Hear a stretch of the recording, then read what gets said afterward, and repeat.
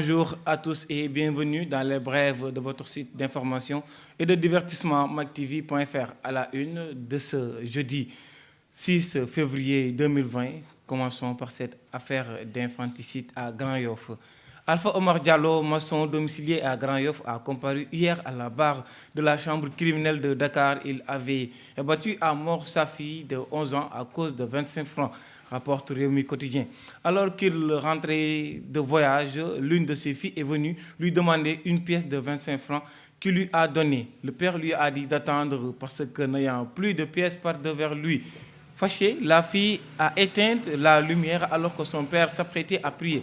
C'est sur ces entrefaits qu'Alpha Omar lui a asséné une manche de balai à la tête. Paniquée, la gamine est allée se réfugier chez les voisins.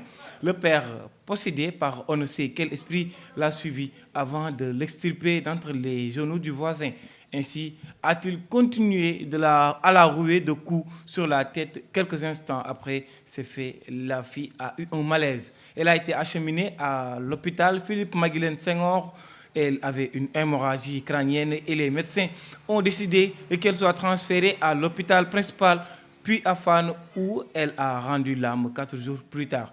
Le procureur a requis 5 ans de travaux forcés contre le père. Il sera édifié sur son sort le 19 février prochain, jour du délibéré. Restons toujours sur ces cas de mort pour parler de Moustapha Niasse qui a perdu 2 parents dans l'explosion d'une bonbonne de gaz. Moustapha Ndiaye, 30 ans, neveu du président de l'Assemblée nationale, Moustapha Niasse, est mort avec sa mère Fatou Gueye, 60 ans, suite à un incendie provoqué par l'explosion d'une bonbonne de gaz. Selon l'AS qui donne l'information, le drame a eu lieu le 30 janvier dernier, entre 22h et 23h au quartier de Bentali, précisément à Raïbi, vers les HLM. La mère, qui s'est levée après avoir senti une fuite de gaz, a appelé son fils pour qu'il vienne s'enquérir de la situation.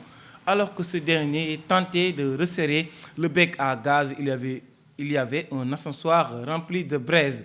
La bonbonne a explosé avant de toucher l'électricité. La mère a rendu l'âme dimanche dernier, suite à de graves blessures. Son fils est décédé 24 heures plus tard, laissant derrière lui une épouse et un enfant.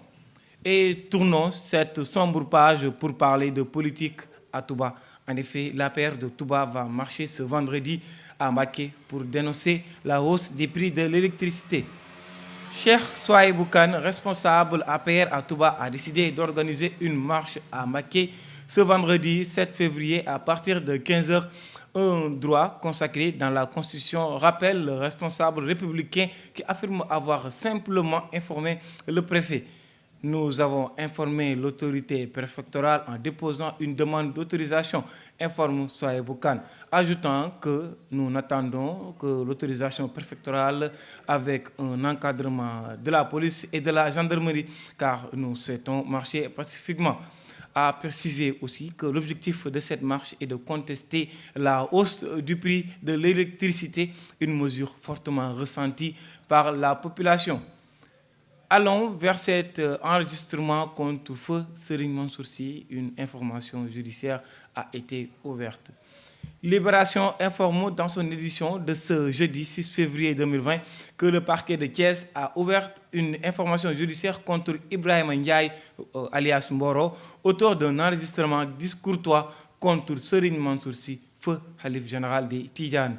Les gendarmes expliquent que le journal s'était rendu à son domicile pour le cueillir, mais Ibrahima Ndiaye avait pris la tangente. Ses téléphones aussi éteints. Dans tous les cas, le dossier a été confié au premier cabinet du tribunal de Thiès, à qui le mandat d'arrêt a été requis.